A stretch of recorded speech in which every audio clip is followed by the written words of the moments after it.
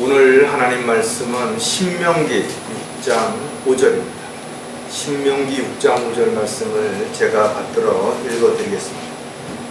너는 내 마음을 다하고 내 혼을 다하고 내 힘을 다하여 주 너희 하나님을 사랑할지니라.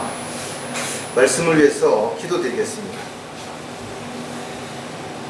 하나님 아버지, 저희들에게 또 새로운 2025년도를 허락하셔서 저희들이 첫 주일에 주의 만찬을 통해서 주님의 죽으심을 다시 한번 기억하고 올 2025년도도 주님의 종으로, 일꾼으로 어떻게 살아야 할지를 마음에 결단하고 다짐하는 그런 시간을 가졌습니다. 여러 가지 힘들고 어려운 그런 상황과 또 입장이 되겠지만 끝까지 저희들이 믿음을 지키고 달려갈 길을 마치는 순간까지 종으로서, 일꾼으로서, 또 그리스도의 군사로서 부끄러움이 없이 승리하는 그런 삶을 살다가 주님 만나기를 간절히 구하고 원합니다. 무엇보다도 주님께서 저희들에게 베풀어 주신 그 크신 은혜와 사랑을 한순간도 잊지 않는 가운데 그 사랑받은 자로서 또 주님의 명령에 따라 사랑하고 또 배려하고 섬기며 주님을 드높일 수 있는 그런 저희들의 삶이 지속될 수 있도록 주님 다시 한번 지혜와 능력과 힘을 허락해 주시옵소서. 오늘 저희들이 말씀을 통해서 다시 한번 주님을 얼마나 사랑하고 있는지를 점검하고 주님을 사랑하는 마음이 식지 않도록 늘 정신을 차리고 깨어있는 가운데 마귀로부터 세상으로부터 숨지 않도록 주님 도와주시옵소서. 항상 감사와 기쁨이 넘치는 그런 삶을 살다가 주님 만날 수 있도록 주님 도와주시옵소서. 다시 오실 우리 주 예수 그리스도의 이름으로 기도드렸습니다. 어떤 사람이 자신이 가지고 있는 빚을 다 탕감해 줬다면 얼마나 감사하겠어요. 또 어떤 의사가 죽을 수밖에 없는 그런 병을 고쳐줬다면 또 얼마나 감사하겠어요. 하물며 누군가가 내 생명을 대신해서 죽었다면 이보다 더 큰 감사가 어디 있겠냐라는 것이죠. 하나님께서는 저와 여러분을 구원하시고 하나님의 자녀로 삼으시기 위해서 본래 만도 못한 인간의 모습으로 이 땅에 오셔서 모든 수치와 멸시를 다 받으시고 십자가에 죽기까지 하셔서 그 사랑으로 우리를 구원해 주시고 또 산 소망 가운데 살게 해주신 것입니다. 그렇다면 저 여러분은 과연 하나님을 얼마나 사랑하고 있는 것인가? 뜬금없는 질문인 것 같지만 실제로 많은 사람들이 입으로는 하나님을 사랑한다라고 말하지만 사랑한다라는 증거가 그들에게서 보이지 않는다면 과연 그들은 하나님을 정말 사랑하는 것인가? 아니면 사랑하는 척하는 것인가? 우리는 이런 부분들을 그냥 이야기할 것이 아니라 우리 스스로에게도 끊임없는 질문 속에서 우리가 그런 모습들이 보여지지 않도록 우리의 삶이 정말 아름다운 간증의 삶이고 영적인 그런 삶을 통해서 열매가 맺어지는 그런 삶이 지속되어야 될 것입니다. 우리가 사랑한다라고 말할 때 입으로만 말하는 것이 아니라 사랑한다면 그 사랑한다라는 것이 뭔가 분명하게 보여줘야 되겠죠. 그래서 흔히 사랑과 재채기는 숨길 수 없다. 뭔가 사랑하게 되면 여러 가지 변화가 일어나게 된다라는 거죠. 말도 유순해지고 사람들을 대하는 표정도 좀 너그러워지고 또 여유도 있어 보이고, 물론 호르몬의 변화가 일어나다 보니까 여러 가지 또 평소에 보이지 않던 그런 모습들, 그런 행동들, 그런 것들이 드러나게 돼서 주변 사람들이 볼 때 너 혹시 연애하냐? 너 사랑에 빠졌느냐? 이렇게 알아본다라는 거죠. 저와 여러분이 하나님을 사랑한다면 세상 사람들이 보는 눈으로도 저 사람은 정말 하나님을 사랑하는구나. 하나님을 사랑하지 아니하고는 어떻게 저렇게 할 수 있을까? 라는 부분들이 보여줘야 되는 거죠. 왜냐하면 세상에서도 어떤 사람이 누구를 사랑하게 되면 이해할 수 없는 그런 모습들이 보이는 거예요.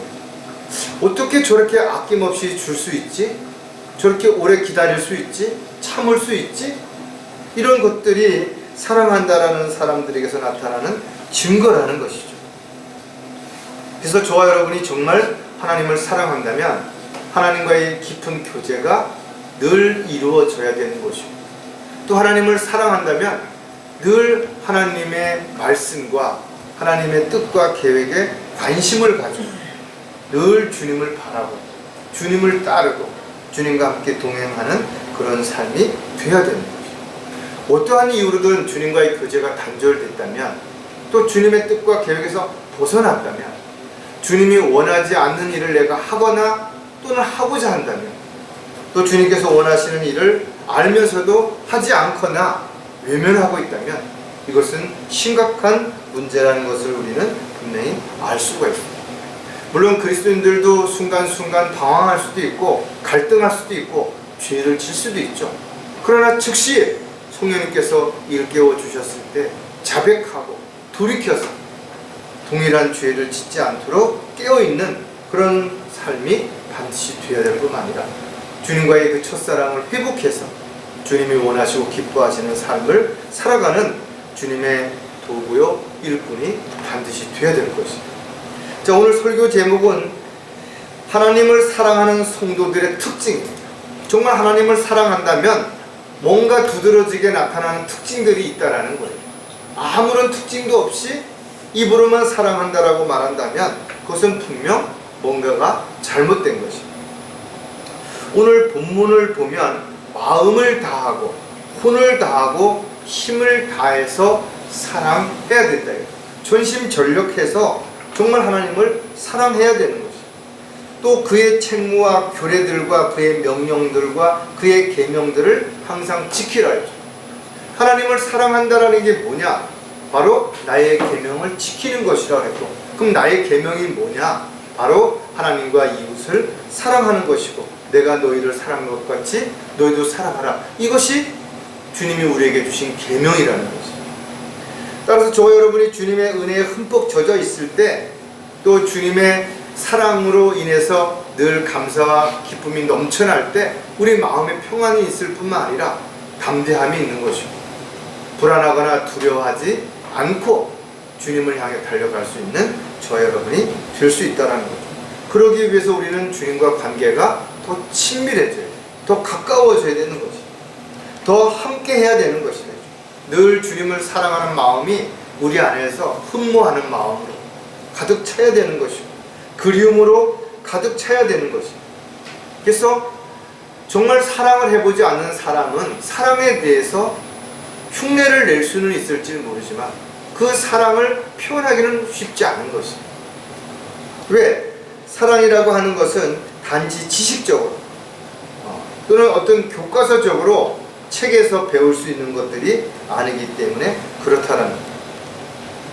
따라서 매 순간 또 어느 곳에 있든지 사랑하는 사람이 보고 싶고, 또 사랑하는 사람과 함께 있고 싶고, 사랑하는 사람들을 위해서 뭔가 할 수 있도록 그런 마음이 우리 안에 있다면 우리는 그 대상을 사랑하는 것이 분명하다는 것이죠. 하지만 사랑한다라고 말을 하면서도 보고 싶지도 않고 만나고 싶지도 않고 어떤 말을 하는지 듣고 싶지도 않고 어떤 생각을 갖고 있는지 관심도 없다면 그것은 사랑하는 것이 아니라 자신의 유익을 위해서, 자신의 목적을 위해서 사랑하는 척 흉내를 내는 그런 종교인들에 불과할 수 있다라는 거예요. 따라서 저와 여러분이 주님을 사랑한다면 주님으로부터 받은 것에 대해서 진정한 감사가 있어야 될 뿐만 아니라 우리도 주님을 사랑하는 그런 모습들이 분명한 열매로 반드시 드러나야 되겠어요. 그래서 저와 여러분은 주님의 사랑을 받은 자로서 그 사랑을 실천하는 열매 맺는 간증의 삶이 반드시 보여질 때 우리가 말하지 않아도 많은 사람들이 저 사람은 정말 하나님을 사랑하는 사람들이구나, 이런 것들을 알 수 있도록 향기나는 삶이 반드시 지속되는 2025년도 한 해가 되었으면 좋겠습니다. 자, 하나님을 사랑하는 성도들의 특징을 오늘도 세 가지를 살펴볼 텐데, 그 중에 첫 번째가 무엇인가 하면 무슨 말을 하는지 경청한다라는 거죠. 왜냐하면 사랑하는 사람이 무슨 말을 하는지 관심이 없다라는 것은 말이 안 되죠. 왜? 사랑하는 사람이 어떤 말을 할까? 어떤 생각을 가지고 나에게 뭘 요구할까? 뭘 하지 말라고 할까? 여러 가지가 궁금하다라는 거죠. 그래서 우리가 경청한다라는 말은 말 그대로 귀를 기울인다라는 말이에요. 잘 듣고 싶어서 귀를 기울이는 것은 관심의 첫 번째가 되는 것이. 어떤 사람이 말을 하는데 관심이 없거나 또는 딴 데 마음을 두고 있는 사람이라면 그가 무슨 말을 하는지 못 듣죠. 들어도 이해할 수도 없을 것이에요. 따라서 우리가 말을 듣기 위해서 눈을 맞추고 귀를 기울이고 가까이 다가가고 그러면서 상대의 속마음이 어떤지, 나에 대해서 어떤 생각을 갖고 있는지를 우리가 또 더 관심을 갖게 된다면 우리는 그 상대의 말에 귀를 기울이지 않을 수가 없게 되죠. 그래서 우리가 설교를 들을 때, 교제할 때 귀를 기울이는 이유는 무슨 말씀을 하고 있는지, 어떤 내용인지를 정확하게 알고 싶기 때문에 그렇다는 거예요. 솔로몬의 노래에 보면 내가 잘지라도 내 마음은 깨어있나니 그랬어요. 잠을 잘지라도 내 마음은 깨어있다라는 것이. 왜냐하면 내가 혹시라도 잠이 깊이 들어서 누군가가 와서 나를 찾을 때 내가 그 말을 못 들을까? 사랑하는 사람이 어떤 일로 와서 나를 부를 때 내가 너무 깊이 잠이 들어서 못 들을까봐 마음은 깨어있다라고 이렇게 고백하고 있다. 이처럼 저와 여러분이 어느 곳에 있든지 무엇을 하든지 항상 주님의 말씀에 귀를 기울이고 있다면 성령께서 우리를 어떻게 인도하실지를 정확하게 알게 될 것이고, 성령님의 인도하심을 따를 때 우리는 하나님의 뜻과 계획 가운데서 도구로, 일꾼으로 쓰임받을 수 있는 삶이 되는 것입니다. 하지만 많은 사람들이 자신의 유익을 위해서 또 자신이 고난을 감당하기 싫어서 성령께서 말씀하시는데도 그 음성에 귀를 기울이지 않죠. 오히려 귀를 막아버리는 거예요. 듣지 않아버리는 거죠. 그래서 성령께서 하시는 말씀을 알아듣지 못하고 또 이해하지 못하니까 결국은 하나님의 뜻과 계획과는 전혀 상관없는 자신이 원하는, 자신이 하고 싶은 그런 삶을 살아가는 사람들이 너무나 많다라는 거죠. 따라서 하나님을 사랑하는 성도들로서 가장 먼저 드러나는 특징이 뭔가 하면 하나님의 말씀에 늘 귀를 기울여 경청한다라는 거죠. 저와 여러분이 과연 그런 삶을 살고 있는지 한 번쯤 생각해 본다면 나는 지금 하나님을 사랑하고 있는가, 그렇지 않은가를 쉽게 우리가 판단할 수 있게 될 것입니다. 따라서 저와 여러분이 다른 곳에 마음을 빼앗기거나 한눈을 팔다가 정말 주님 모실 때 수치와 부끄러움을 당하는 일이 없도록 다시 한번 오늘 우리가 새해를 시작하는 이 첫 시점에서 우리 스스로를 돌아보고 점검하는 계기가 됐으면 좋겠습니다. 자, 그렇다면 무슨 말을 하는지 경청하는 이유가 또 여러 가지 있을 수 있지만 그 중에 또 몇 가지를 생각해 보면 내용을 알고 싶기 때문이라는 거죠. 어떤 사람이 나에게 무슨 말을 한다면 도대체 무슨 말을 하는지 그 내용이 궁금해야죠. 그리고 그 궁금하면 그 내용을 잘 들어봐야 되는 것이죠. 또 그 말을 조금만 듣고 나서 자기 스스로 판단하고 결정해버리면 안 되죠. 끝까지 잘 들어봐야 되는 거예요. 그리고 나서 어떤 의도를 가지고 어떤 내용을 가지고 나에게 이야기했구나, 그렇다면 내가 어떻게 대처하고 그 말에 대해서 어떻게 내가 실행에 옮겨야 되는지를 한 번쯤 진지하게 생각을 해봐야 되는 것이. 솔로몬 노래의 술렘 여자는 신랑의 음성에 경청하고 있다는 것을 기록하고 있는 내용을 우리가 볼 수가 있는데, 사랑하는 사람이 무슨 말을 하는지에 대해서 관심이 없다면, 또 들으려고 하지 않는다면 과연 사랑하는 사람과의 어떤 관계가 유지될 수 있겠는 것인가 이거죠. 또 조급하거나 성급하게 자꾸 말을 중간에 끊는다든지, 아니면 말을 하는 도중에 그 자리를 뜬다든지, 말을 하는 도중에 딴 생각을 한다든지, 그랬을 때는 상대가 하는 말을 이해할 수가 없죠. 그리고선 자기 마음대로 평가하고 판단해놓고, 왜 그때는 그렇게 해놓고 지금 해서 딴 말 하느냐, 이렇게 해서는 안 된다는 거죠. 누가복음 19장 48절에도 보면, 그러나 모든 백성이 주의 말씀을 들으려고 열심히 귀를 기울이므로 그들이 어찌할 바를 모르더라 그랬어요. 예수님께서 이 땅에 오셔서 불치병자들을 고치시고, 억압되어 있는 사람들에게 자유함을 주시고, 여러 가지 놀라운 기적들을 일으킬 때 사람들은 그 말씀을 듣고자 많은 사람들이 구름대처럼 모여서 귀를 기울였다는 거예요. 그리고 주님의 말씀을 들었을 때 그 내용을 듣는 순간 이들이 놀랄 수밖에 없었죠. 왜냐하면 지금까지는 들어보지도 못했던 그런 내용들이었기 때문에, 또 그 결과가 놀랍게 나타났기 때문에 그렇다라는 거죠. 저와 여러분도 마찬가지로 구원받은 이후에 하나님의 자녀가 되었고, 또 하나님의 일꾼이 되었고, 그리스도의 군사가 되었다 이거죠. 그리고 우리가 세상으로부터, 죄로부터 구별되고 성별돼서 주님이 원하시고 기뻐하시는 도구로 지금 쓰임받고 있는 것이, 우리가 주님을 만나기 전에 상상도 못했던 그런 일들을 우리는 알고 있고, 또 우리는 그런 일들을 지금 행하는데 도구가 되어 있다라는 거죠. 그렇다면 우리는 끊임없이 주님의 도구로서 주님의 음성에 귀를 기울여야 주님이 필요하실 때, 원하실 때 그 일에 쓰임받을 수 있게 되는 것이, 그러기 위해서 우리는 늘 기도하고 주님과의 깊은 교제 가운데 성령님이 우리에게 요구하시는 것들을 잘 들어서 그 내용을 정확하게 알아야 한다는 거죠. 자, 무슨 말을 하는지 경청하는 또 다른 이유가 뭔가 하면, 항상 함께하고 싶기 때문이라는 거죠. 저와 여러분은 주님과 육신적으로는 떨어져 있지만 영 안에서는 하나인 것이, 주님이 우리 안에 들어오셔서 또 우리가 주님 안에 들어가서 영적으로 하나가 되어 있다, 한 몸이 됐다 이거죠. 그래서 언제 어느 곳에 있든지 주님과 함께 하시는 것이, 예수님께서도 승천하실 때 내가 너와 함께 함이라 그랬잖아요. 지금도 우리와 함께 하고 계신다 이거죠.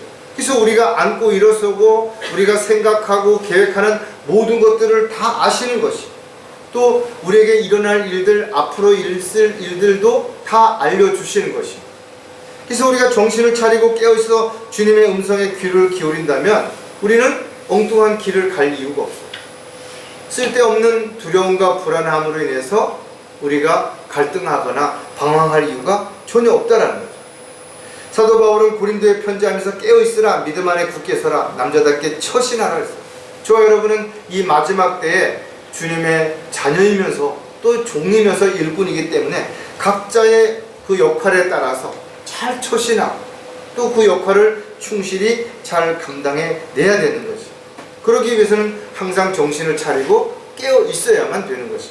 왜? 한눈을 파는 순간 즉시 우리는 세상의 유혹에, 또 마귀가 쳐놓은 올무에, 함정에 빠질 수 있기 때문에 그렇죠. 고린도전서 15장 34절에 의에 대하여 깨어있고 죄를 짓지 말라.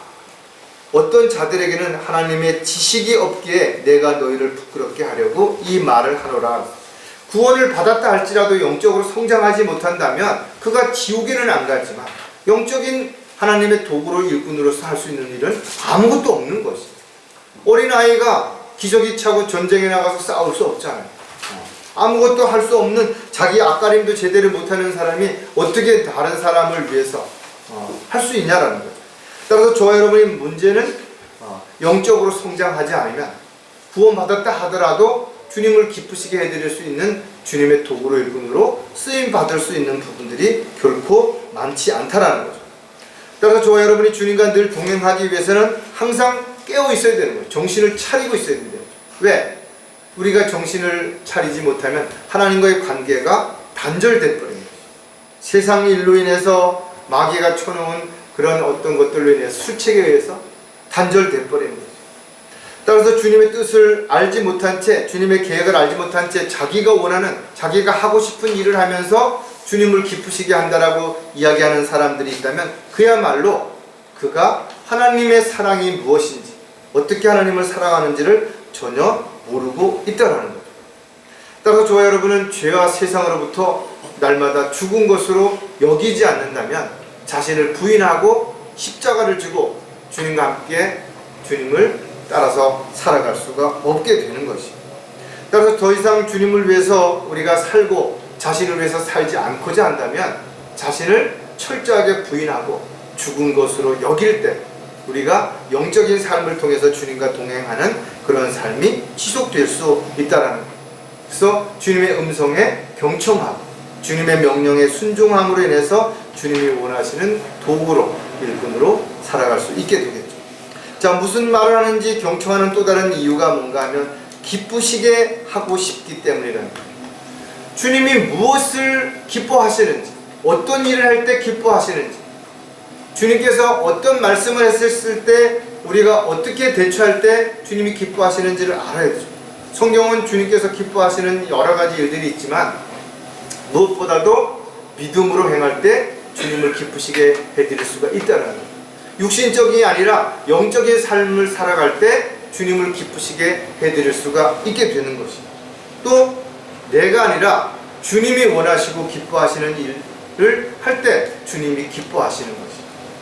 이런 것들을 우리가 알고 있다면 우리가 주님이 어떤 것들을 원하시는지, 주님께서 무엇을 필요로 하시는지를 가장 먼저 알아야 되는 거죠. 주님께서 원하시는 일은 모든 사람들이 구원을 받고 진리의 지식에 이르기를 원하시는 것이. 우리가 이 세상에 얽매이지 아니하고 주님의 자녀답게 살아가는 것을 주님께서 원하시는 것이다. 디모데후서 1장 8절에 보면 그러므로 너는 우리 주의 증거나 글을 위하여 죄수된 나를 부끄러워하지 말고 하나님의 능력에 따라 복음을 위하여 고난의 동참자가 되라는 것이죠. 정말 저와 여러분이 고난의 동참자가 되는 것, 즉 복음을 위해서, 진리를 위해서 그렇게 살아갈 때 주님을 기쁘시게 해드릴 수 있는 것이죠. 한 혼이 천하보다 귀하다고 그랬죠. 저와 여러분이 복음을 통해서 한 혼을 마귀로부터 주님께로 이겨와서 그의 생명이 새로운 영원한 생명 가운데, 소망 가운데 살아갈 수 있게 하는 것이야말로 주님을 가장 기쁘시게 하는 일임을 우리는 반드시 기억을 해야 될 것이에요. 많은 사람들이 구원받고 하나님의 종으로, 일꾼으로 헌신하겠다 해놓고 세상으로 돌아갔다 이거죠. 지금처럼 힘들고 어려운 상황에 많은 사람들이 현실에 만족하고 또 현실의 어떤 것들을 유익을 위해서 주님과의 관계가 점점 멀어지거나 단절되는 그런 모습들을 우리가 보고 있는 가운데 저와 여러분이 마지막 달려갈 길을 마치는 순간까지 주님을 기쁘시게 해드리는 그런 삶을 살고자 한다면 주님께서 늘 우리에게 어떤 말씀을 하시는지를 경청하는 저와 여러분이 반드시 되어야 될 것이. 자, 하나님을 사랑하는 성도의 또 다른 특징을 우리가 두 번째로 볼 텐데, 들었으면 신중하게 반응한다는 거예요. 문제는 많은 사람들이 들었지만 반응을 하지 않는 것이에요. 알았는지 몰랐는지, 하겠다는 건지 하지 않겠다라는 건지 전혀 반응이 없다라는 거죠.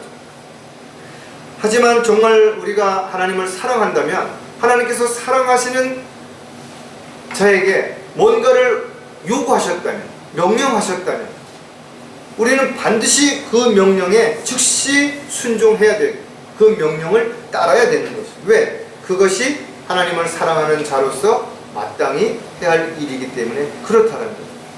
사랑하는 사람이 나에게 뭐를 요구한다면, 뭘 하지 말라고 한다면, 뭘 하라고 한다면 우리가 가장 먼저 결심해야 되겠죠. 그리고 그 결심을 실행으로 옮겨야 될 것입니다. 솔로몬의 노래에 보면 잠자리에 든 신부는 신랑의 음성을 듣고도 처음에 너무 피곤하고 이미 잠자리에 들었기에 머뭇거리는 모습들이 나오죠. 인간이 육신을 가지고 있는 한 충분히 그럴 수 있는 것입니다. 누가 주님을 위해서 또 주님의 일을 위해서 어떻게 하자고 했을 때 육신적인 입장에 있다면 그게 불편할 수도 있고 두려울 수도 있고 또 그런 것으로 인해서 손해를 볼 수도 있고 이래서 갈등하고 망설일 수도 있죠.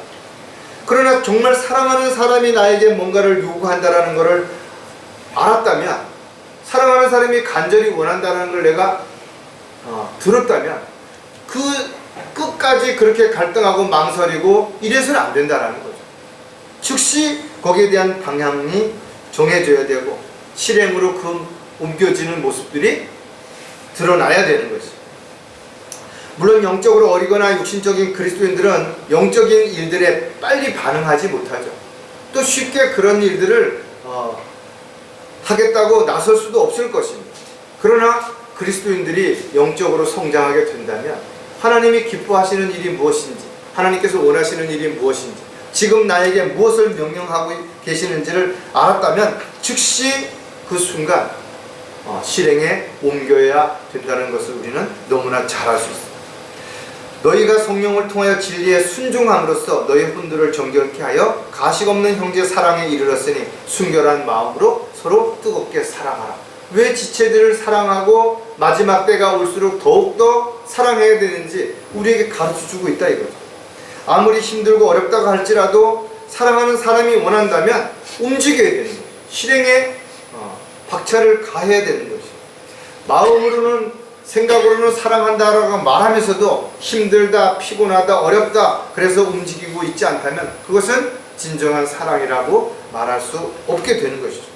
사랑하는 사람을 위해서라면 내가 힘들어도 어려워도 고통스러워도 오히려 그것들을 기쁨으로 감사함으로 행할 수 있는 것이 진정한 사랑하는 사람들에 대한 태도이고 또 그것이 사랑하는 사람을 마땅히 위해서 해야 할 일이기 때문에 그런 것입니다.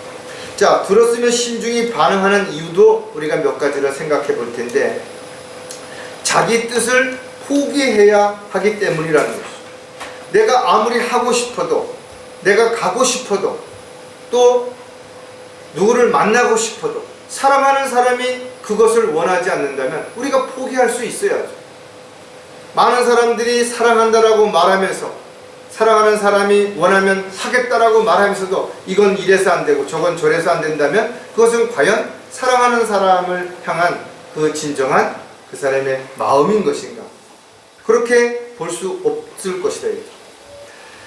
손발을 모두 씻고 잠자리에 들어있는 사람이라면 이제는 아무런 방해도 받지 않고 그냥 편안하게 잠을 자고 싶은 것이 육신적인 사람들의 당연한 바람이죠. 그런데 한밤중에 갑작스럽게 일어나서 나와 같이 가자 이거죠. 뭔가를 하러 가자. 고난과 시련과 역경이 기다리고 있는 그런 일을 하러 가자고 했을 때 쉽게 문을 열어주고 동행할 수 있는 사람이 있겠는 것인가. 자기 뜻을 포기하지 않는다면, 자기를 부인하지 않는 사람들은 결코 주님의 길을 따를 수 없는 것이. 왜? 그 길은 좁고 험난하고 많은 사람들이 가지 않기 때문에 그렇다. 평탄한 길이라면, 즐거운 일이라면, 재미있는 일이라면 누가 망설이겠어요? 자다가도 뻘떡 일어나서 가겠죠. 그러나 주님을 따르는 길은 결코 쉽지 않기 때문에 많은 사람들이 알면서도 자기 뜻을 포기하지 못하기 때문에 망설이거나 따라가지 않는다라는 것이죠. 에베소서 5장 8절에 보면 너희가 한때는 어둠이었으나 이제는 주 안에서 빛이니 빛의 자녀들로서 행하라. 과거에 저가 또 여러분이 어떻게 살아왔는지, 더 중요한 것은 우리가 이제는 과거에 주님을 만나지 못했을 때의 모습이 아니라는 거예요. 우리는 새로운 모습으로 새로운 일을 할 수 있는 새로운 신분이 우리에게 주어졌다는 거예요. 그렇다면 우리의 삶의 가치관이, 우리가 삶의 목표가, 우리가 바라는 것들이 분명 세상 사람들하고는 달라야 되는 거죠. 썩어질 것들에 대해서, 또 어둠의 일들에 대해서 여전히 관심을 갖고 있거나 마음을 두고 있다면 우리는 빛의 자녀가 될 수가 없는 거죠. 빛의 자녀라는 것은 자신을 다 투영해서 어둠에 속해 있는, 죄에 속해 있는 사람들에게 그들이 뭘 잘못하고 뭘 문제가 있는지를 우리가 분명하게 제시해야 되죠. 그래서 우리가 복음을 전할 때 지옥을 이야기하고 심판을 이야기하는 것이에요. 그러나 많은 교회 다니는 사람들이 지옥이나 심판을 이야기하지 않고 하나님은 사랑이시다, 하나님을 믿으면 복받고 병을 고치고 뭔가 일이 잘 된다고 이렇게 이야기한다 이거죠. 그러나 우리는 우리의 생각이나 우리의 뜻을 또 어떤 사람들의 기분을 맞추기 위해서 하는 것이 아니라 주님을 기쁘시게 해드리기 위해서 복음을 전하는 것이기 때문에 담대하게 때를 얻든지 못 얻든지 내 뜻이 아니라 하나님의 뜻을 이루고자 자신의 뜻을 먼저 포기하는 그런 삶이 지속될 때 우리를 통해서 주님께 영광이 돌려드리는 삶이 될 수 있다는 것. 자, 들었으면 신중하게 반응하는 또 다른 이유는 시기를 기다려야 하기 때문이라는 거예요. 아무리 하고 싶어도 가고 싶어도 만나고 싶어도 때가 아니면 오히려 그것이 더 화가 될 수가 있고 손해를 볼 수도 있죠. 이스라엘 백성들은 광야에서 얼마나 가나안 땅에 들어가고 싶었겠어요. 그러나 그들은 가나안 땅에 들어갈 수가 없었다 이거예요. 왜? 낮에는 구름 기둥이, 밤에는 불 기둥이 그들을 인도하셨고, 그 불 기둥이나 구름 기둥이 어떨 때는 하루, 어떨 때는 한 달, 아니 심지어는 1년까지 움직이지 않을 때는 그들이 광야에서 기다려야 했다라는 거죠. 얼마나 답답했겠어요. 얼마나 안타까웠겠어요. 그러나 때가 있다라는 거죠. 따라서 저와 여러분도 마찬가지로 뭔가 하고 싶죠. 뭔가 좀 새로운 일을 하고 싶고 더 많이 뭔가를 하고 싶고, 그런데 그렇다고 해서 능력도 안 되고 기회도 주어지지 않았고 할 수 있는 역량도 없으면서 일만 벌려놓는다면 과연 그것이 무슨 의미가 있겠냐라는 것이죠. 비록 작은 일이라도 우리가 주어진 일, 주님께서 원하시는 일, 맡기신 일을 하나씩 해 가다 보면 주님은 능치 못할 일이 없으시잖아요. 불가능한 것이 없으시잖아요. 때가 돼서 필요하시다면 저와 여러분을 통해서 어떤 일도 하실 수 있다라는 거죠. 우리는 그 때를 기다리는 사람들이 되는 것이고, 또 그렇게 할 때 우리가 신중하게 우리는 살펴보고 하나님의 말씀에 의해서 움직여야 되는 것이죠. 로마서 12장 20절에도 보면 그러므로 내 원수가 줄이거든 먹이고 만일 그가 몽롱하거든 마실 것을 주라. 이렇게 함으로써 내가 그의 머리에 숯불을 쌓을 것이라. 때로는 마음에 안 들죠. 때로는 하고 싶은 마음이 없어요. 얄밉기도 하고 정말 그가 잘 되는 것이 바람직하지 않다고 생각할 수도 있겠죠. 그러나 주님께서 원하신다면 우리는 원수조차도 사랑하고 그들을 위해서도 기도할 수 있어야 된다는 것이죠. 또 그러기 위해서 때로는 힘들어도 속상해도 참고 기다리는 그런 삶이 되어야 되는 것이죠. 이는 원수 갚는 것이 내게 있으니 내가 갚으리라 주가 말하노라 했어요. 때로는 정말 막 목구멍까지 욕이 올라오고 화가 치밀어 오른다 하더라도 그가 잘못했으면 내가 벌을 내리는 것이 아니라 하나님께서 벌을 주시는 것이고, 또 때가 되면 거기에 합당한 심판을 받을 것이라고 생각한다면 우리는 오히려 그런 일로 인해서 죄를 짓거나 마음에 상처를 입는 일이 일어나지 않도록 그렇게 해야 될 것입니다. 저와 여러분이 비록 먼저 주님을 사랑한 것이 아니지만 주님께서 우리를 사랑한 것을 알고 믿었고 이제 주님의 자녀가 되었다면 이제는 모든 시기를 주님의 때에 맞춰, 주님의 시간에 맞춰서 주님이 명령하실 때 그 명령에 따라 움직일 수 있는 저와 여러분이 반드시 되어야 됩니다. 아무리 마음이 조급해져도 먼저 앞서서 가서 안 된다. 또 내 생각에는 하고 너무 늦장을 부려서도 안 된다는 거죠. 늘 주님과 함께 동행하면서 주님의 음성에 귀를 기울일 때 그 시기와 때를 알려주시면 즉시 반응하고 움직일 수 있는 저와 여러분이 되어야 될 것입니다. 자, 들었으면 신중히 반응해야 하는 또 다른 이유가 뭔가 하면 기회를 붙잡아야 하기 때문이에요. 기회라는 것이 언제 올지 모르죠. 그리고 그 기회가 와더라도 내가 붙잡지 않으면 그냥 지나갈 것이에요. 또 기회가 왔을 때 그 기회에 내가 합당하게 대처하고 처신하지 않으면 그 기회를 우리가 붙잡을 수 없게 된다는 거죠. 심지어는 기회가 왔는지조차도 모르는 채 영적인 잠을 자고 있다면 얼마나 안타까운 결과를 가져오겠는 것인가요. 따라서 저와 여러분이 참고 기다리는 것도 중요하고 그것도 또 하나의 일이라고 생각을 한다면 이제는 기회가 왔을 때 그 기회를 붙잡는 것도 당연히 우리가 해야 할 몫이고, 하나님께서 주시는 것을 우리가 잘 받고 향유하는 것도 마땅히 우리가 해야 할 책임과 의무일 수도 있게 된다는 거죠. 따라서 주님과의 교제가 늘 지속되는 가운데 주님께서 우리에게 성령을 통해서 기회를 주시면 즉시 그 기회를 붙잡고 주님의 뜻에 합당한 도구로, 일꾼으로 쓰임 받을 수 있는 저와 여러분이 되어야 되는 거죠. 저와 여러분이 어떤 상황이 된다 하더라도 절대로 내가 먼저, 또 내가 하고 싶은, 내가 원하는 것을 기회라고 생각해서는 안 된다는 것이죠. 왜? 우리가 세상에서 아무리 성공하고 출세한다 하더라도 주님의 뜻과 계획에서 벗어났다면, 주님이 원하시는 일이 아니라면 가장 실패한 자가 될 수 있기 때문에 그런 것이. 요한계시록 3장 20절에 보면, 보라, 내가 문 앞에 서서 두드리노라. 누구든지 내 음성을 듣고 그 문을 열면 내가 그에게로 들어가서 그와 함께 먹으며 그도 나와 함께 먹으리라 했어요. 그러나 안타깝게도 예수님께서 문을 두드리는데 문을 열어주지 않는다라는 거죠. 왜 문을 열어주지 않는 것인가? 주님이 오시면 주님의 뜻대로, 주님의 계획대로 해야 되니까 자기들 뜻대로, 자기들 계획대로 할 수가 없는 거예요. 그래서 주님이 문을 두드려도 교회의 문을 걸어 잠궈놓고 인간적인, 세상적인 방법으로 시민의 권리를 주장하면서 우리는 부족한 것이 없다 하고 하나님의 사랑만을 외치는 참으로 안타까운 대형 교회들이 너무나 많죠. 이게 라오디아 교회의 특징 가운데 하나라는 것이에요.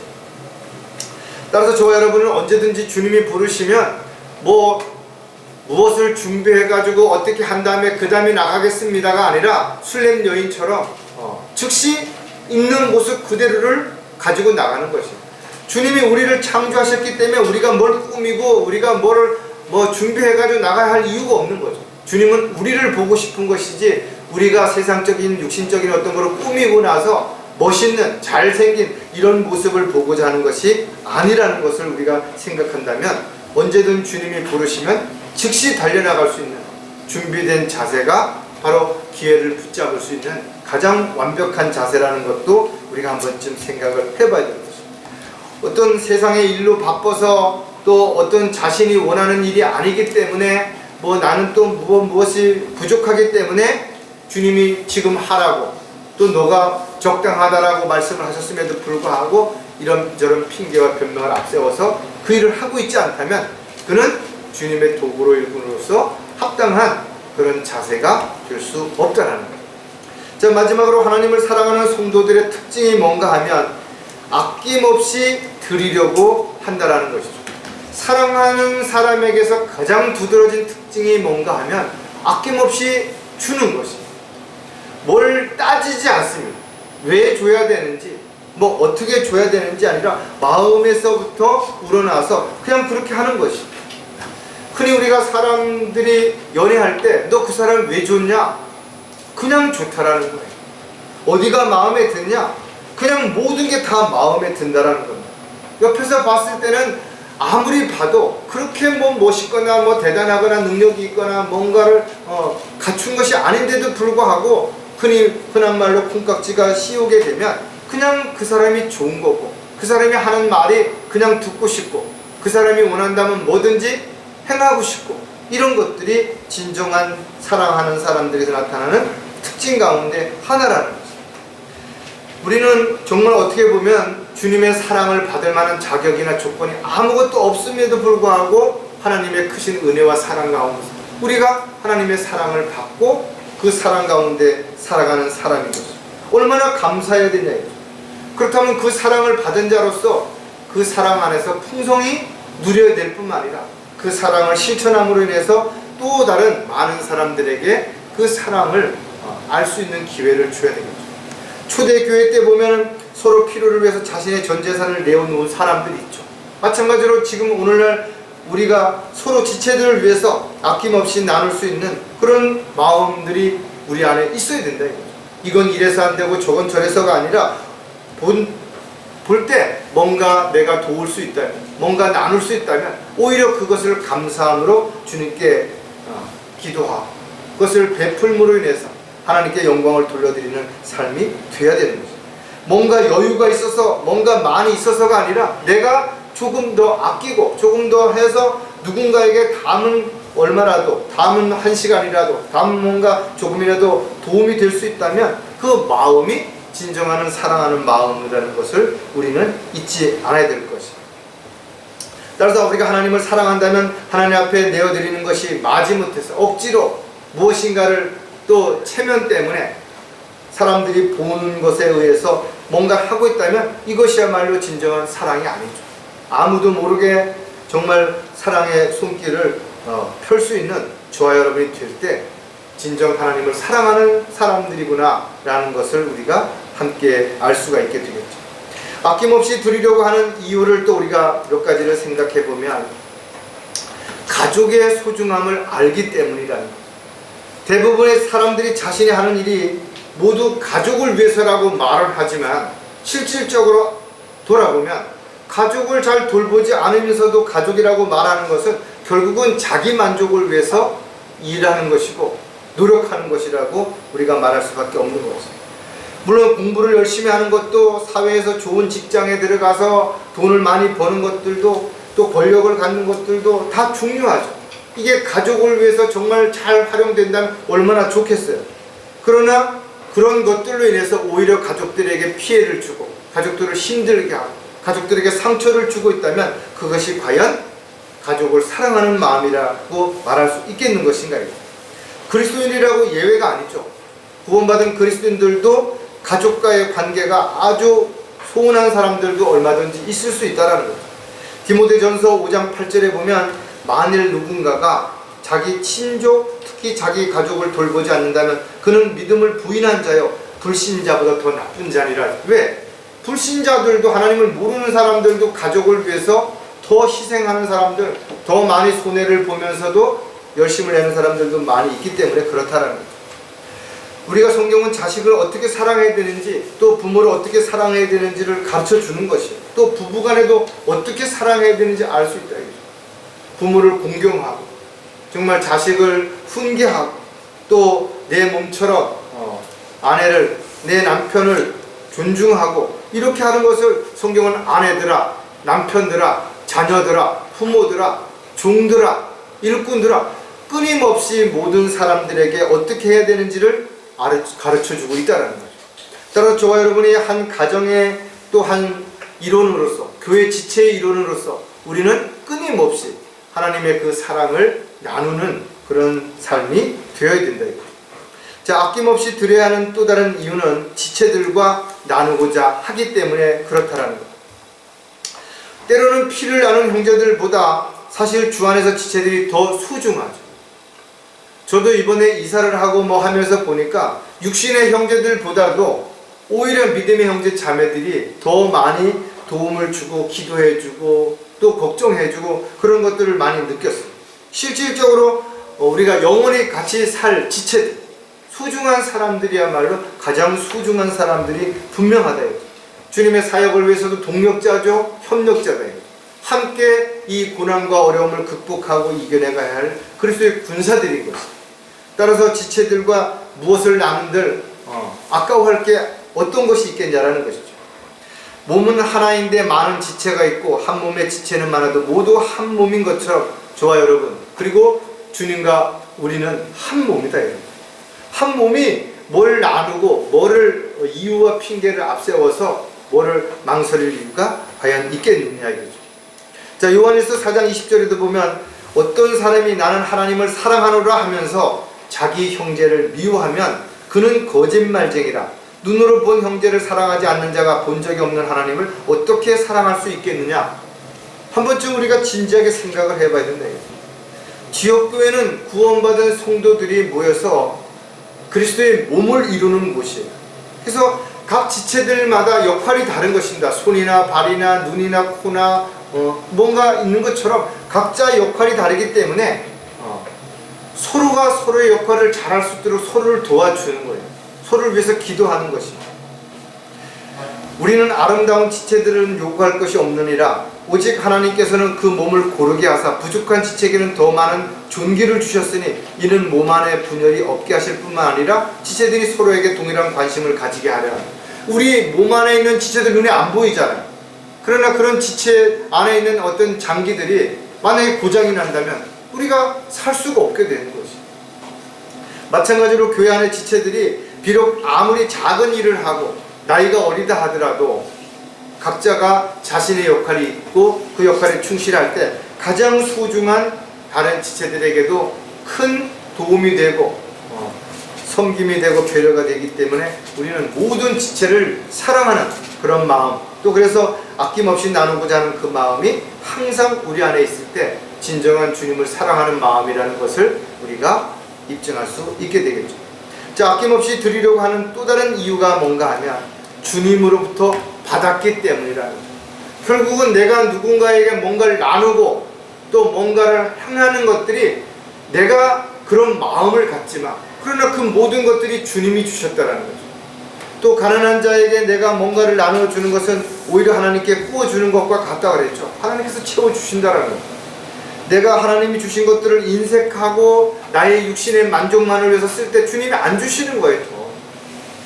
또 그것으로 인해서 죄를 짓거나 또 그것으로 인해서 시간을 허비하거나 엉뚱한 데 마음을 빼앗기게 된다면 주님이 더 이상 주실 수가 없는 거예요.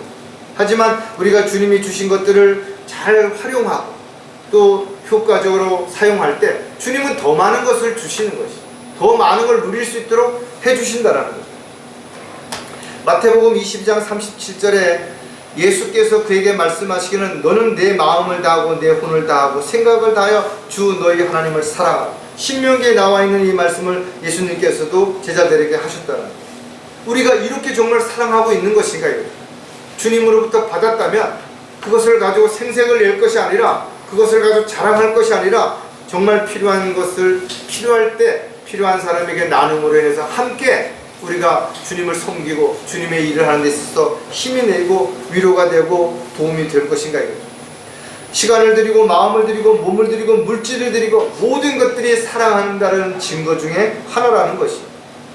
저와 여러분이 정말 주님을 사랑한다면 주님 앞에 아낌없이 내어드리는 것뿐만 아니라 주님이 사랑하는 사람들을 위해서, 지체들을 위해서, 가족들을 위해서도 아낌없이 나누는 것, 그러면서도 주님이 주신 것들을 자랑하거나 그것으로 생색을 내지 않고 있다면 우리는 정말 주님을 사랑하는 자로서의 삶을 살아가는 그리스도의 향기를 나타낼 수 있는 저와 여러분이 되실 수 있을 것입니다. 2025년도를 시작하면서 우리는 하나님을 사랑하는가? 더 나아가서는 지체들을 사랑하는가? 가족을 사랑하는가? 또 나 자신을 사랑하는가? 이런 질문을 한 번쯤 던져보면서 한 해를 힘차게 출발하시는 저와 여러분이 되시기를 주님의 이름으로 부탁을 드리겠습니다. 기도하겠습니다. 하나님 아버지, 참으로 감사를 드립니다.